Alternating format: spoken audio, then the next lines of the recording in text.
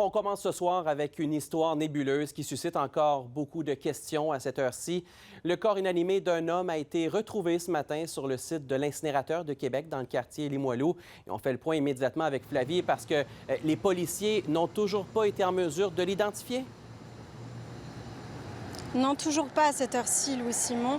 Ça a commencé assez tôt ce matin. En fait, à 9h50, les services d'urgence ont été appelés à se déplacer parce que des travailleurs ont fait la découverte de ce corps.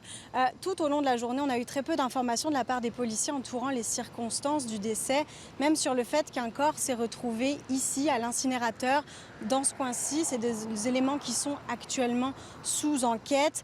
On a qualifié du côté des policiers de Québec de mort inexpliquée, qu'aucune hypothèse n'est écartée au moment où on se parle, donc la thèse de l'accident ou encore de l'acte criminel.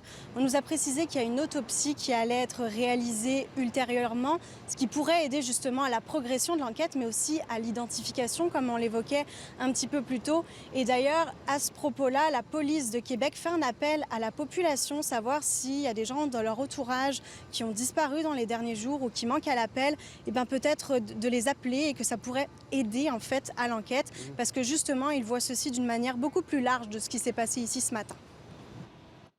Notre enquête n'est pas localisée seulement ici.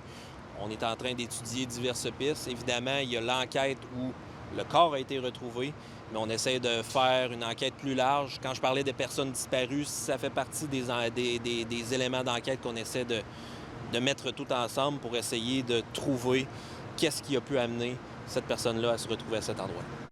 Je pense à ces travailleurs qui ont fait cette macabre découverte. Ils ont été soutenus dans cette journée?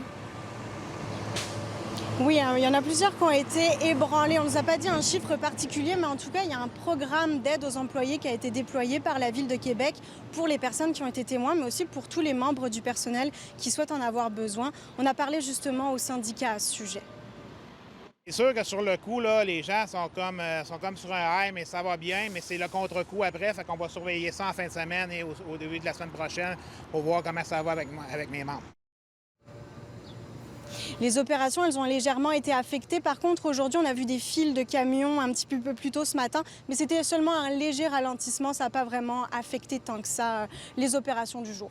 Merci Flavie pour ces détails.